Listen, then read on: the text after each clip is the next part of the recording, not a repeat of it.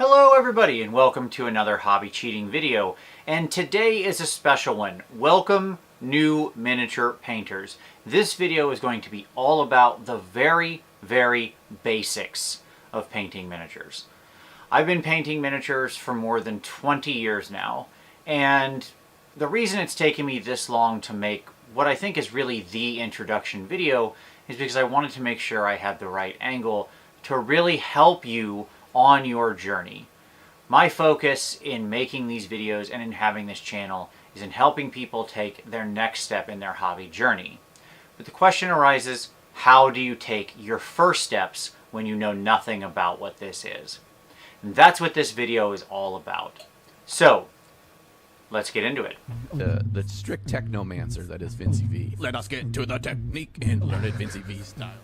Alright, so to begin, we're not going to do assembly or priming in this video.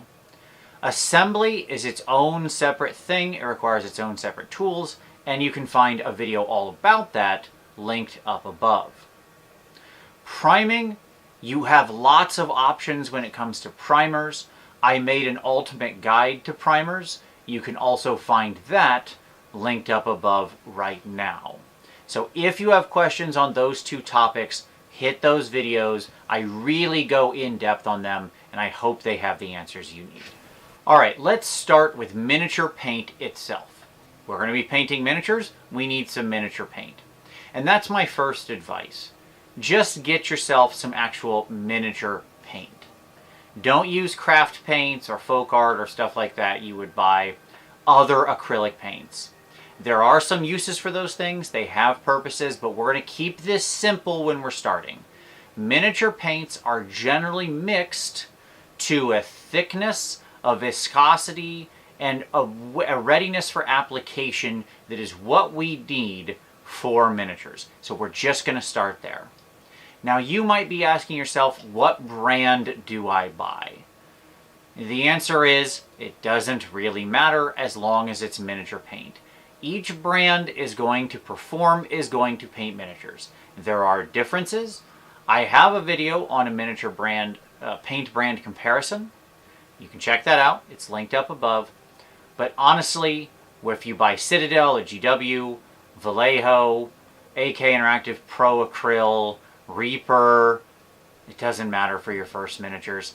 Just get some miniature paints. Whatever's available at your local store, as long as it's a miniature paint, will be just fine.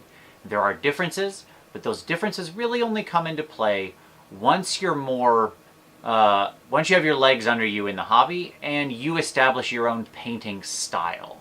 Because there is a lot to grow here, but I'm not going to overwhelm you with all that. We're going to start at the beginning. Acrylic paint consists of three things.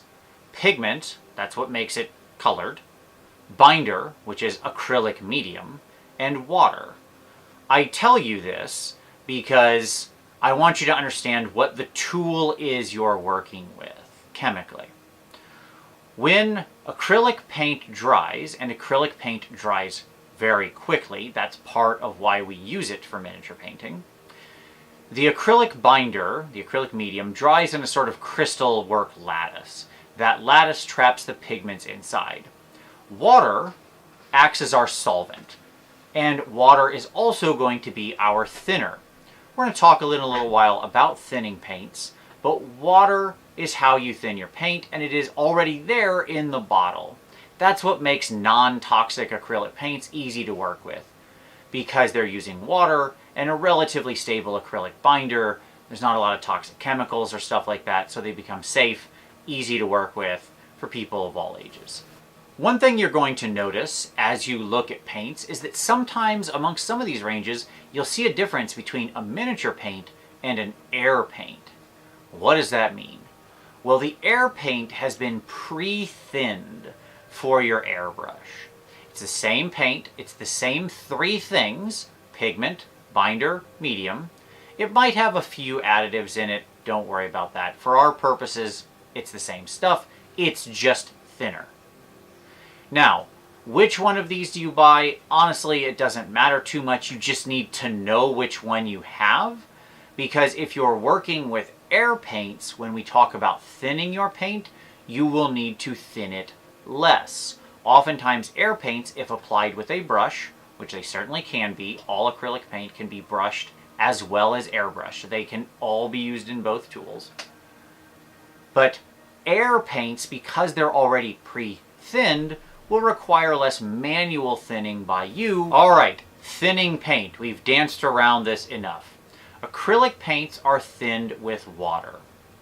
You start by putting your paint onto either a dry or wet palette, we'll get there, onto some surface, and then thinning it with water. Now, one of the places I usually see people go wrong is in the thinning of their paint.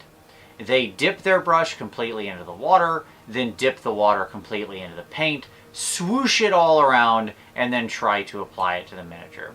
This immediately makes a mess.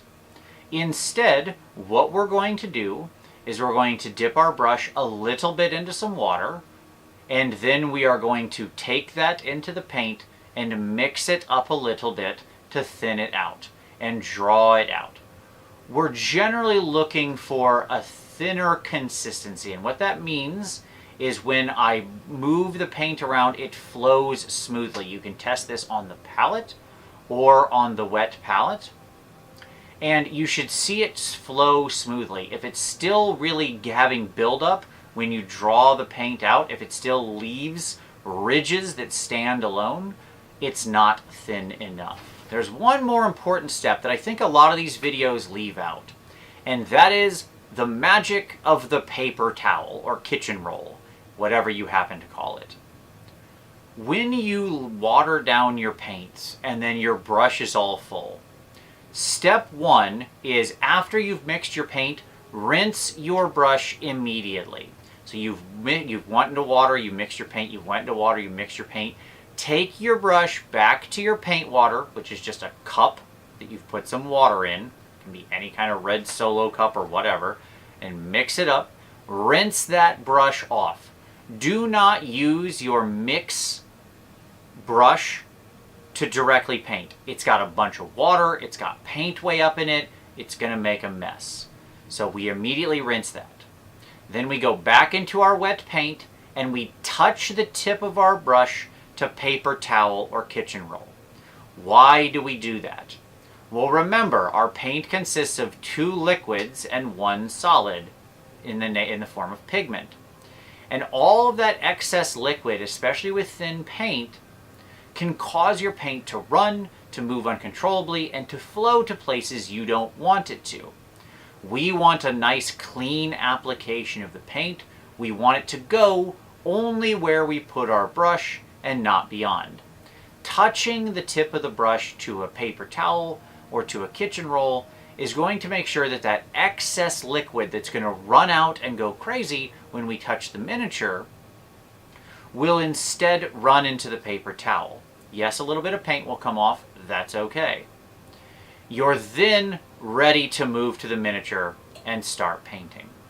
Let's have a little conversation about a dry versus a wet palette. I have a video all about what you purchase in your first 6 months of miniature painting.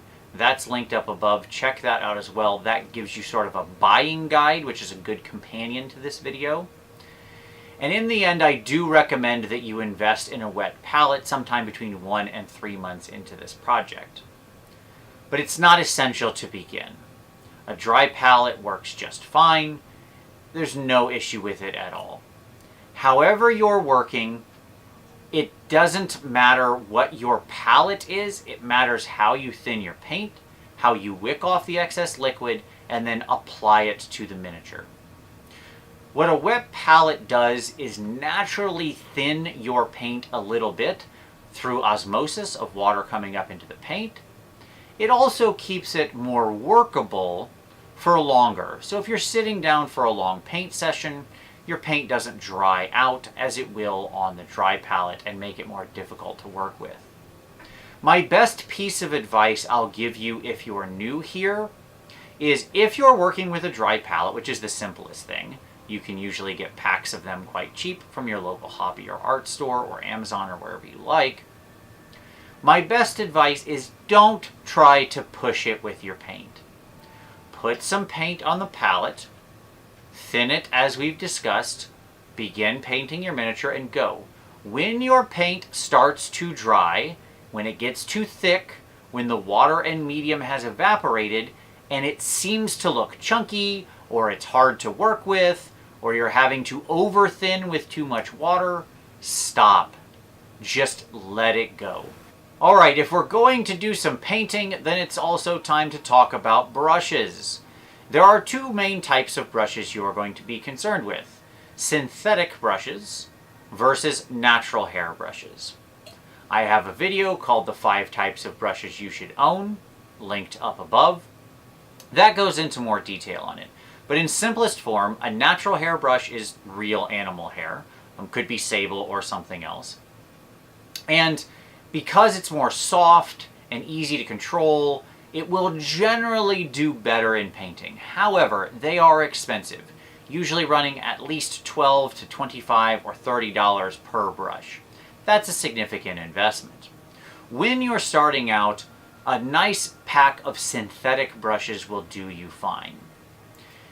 You can go to your local art store or hobby store or Amazon and find a nice pack of synthetic brushes. Don't overpay for these.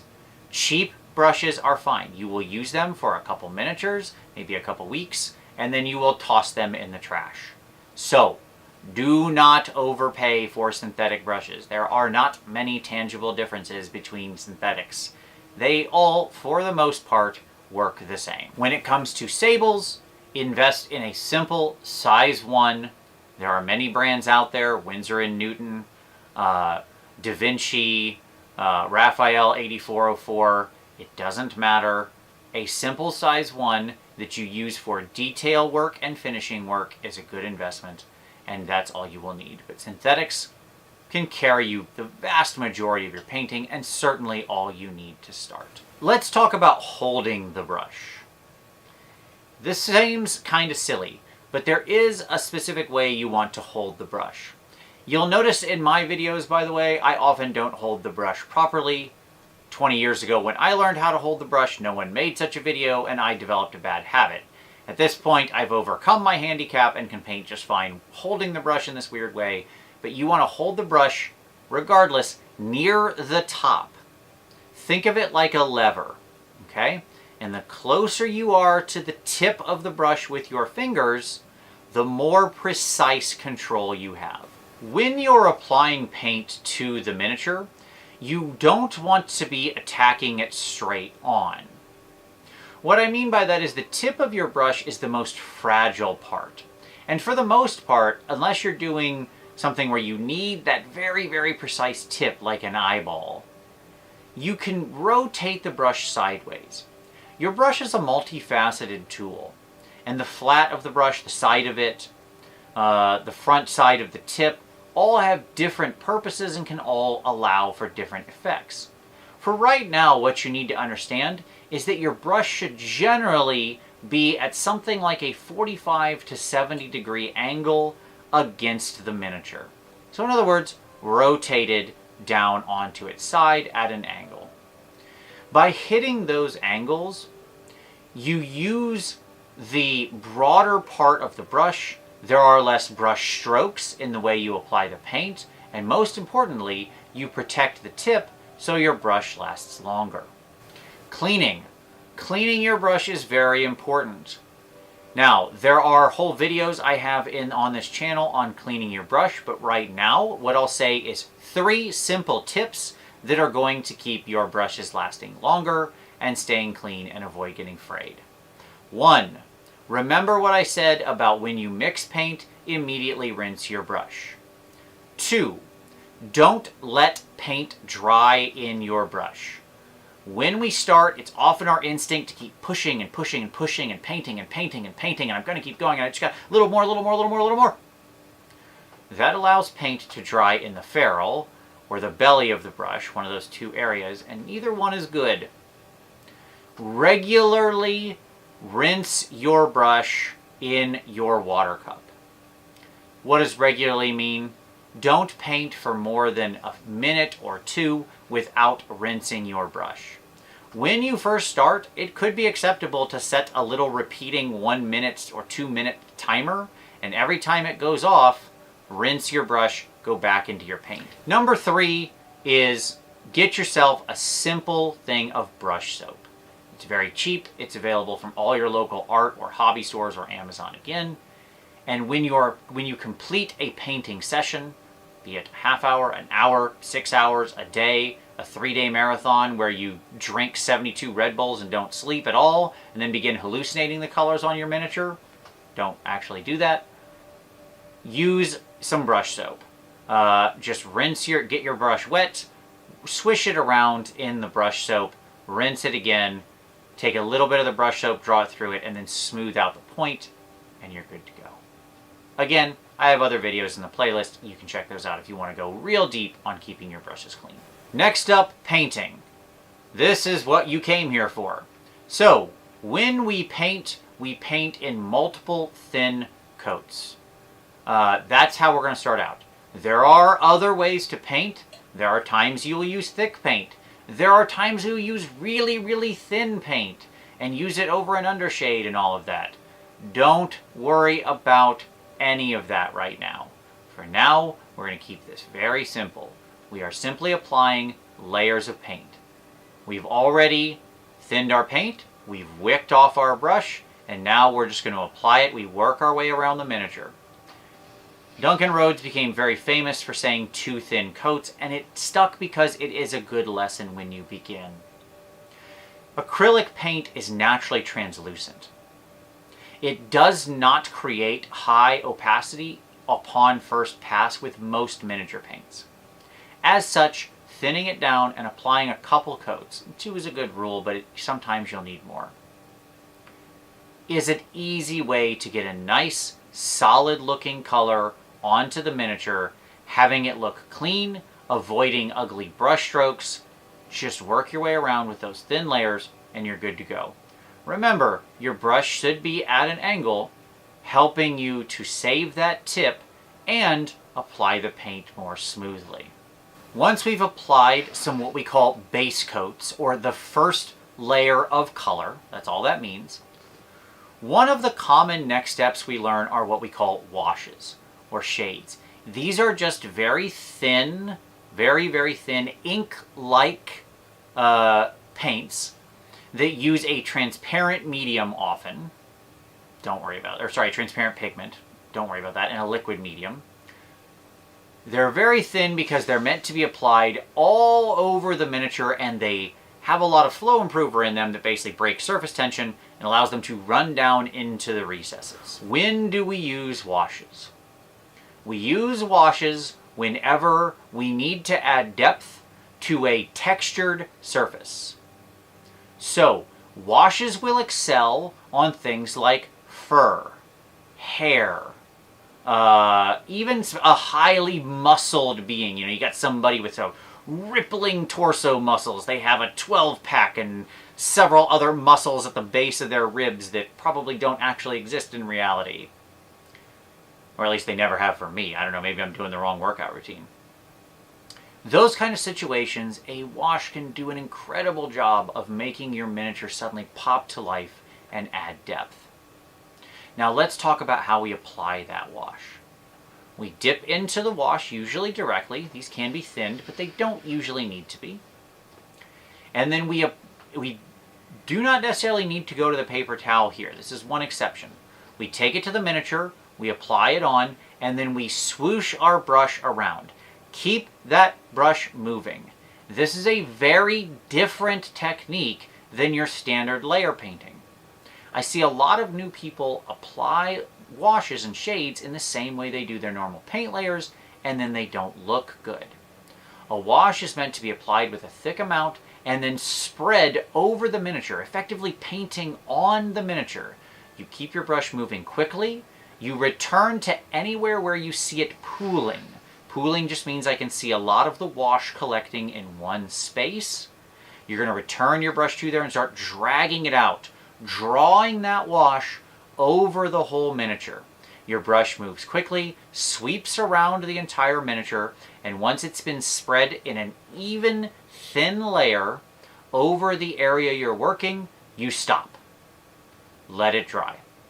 Washes will dry slightly slower. You can speed this up by keeping a hairdryer in your paint area and just hitting it with a medium warm hairdryer. Don't get it too hot.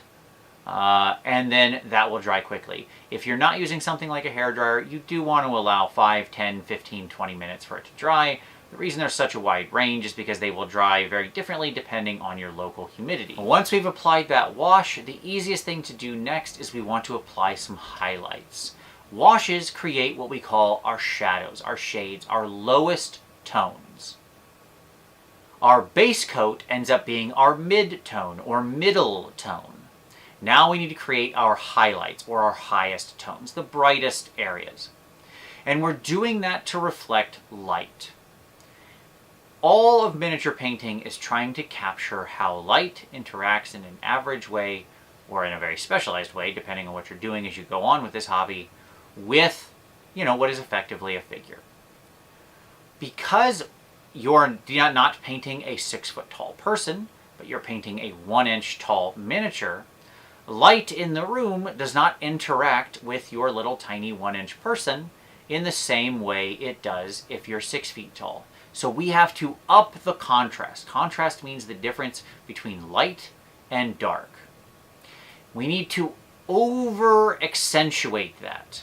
And we do that with highlights by placing brighter colors of paint on these areas.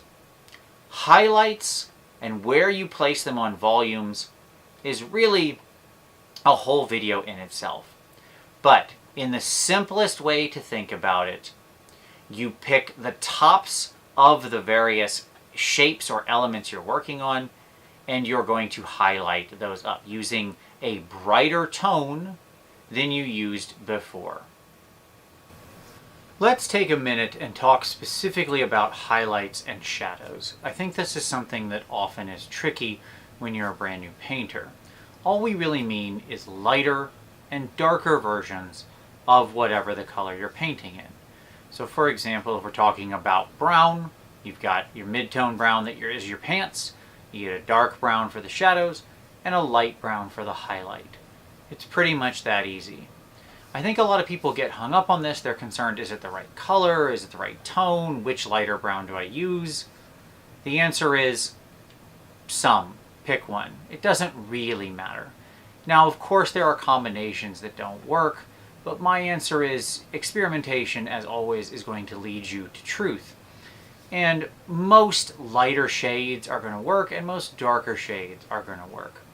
You can also choose to just mix the paint. So you could work with one tone, and then you mix in a lighter color. Here I have some ice yellow.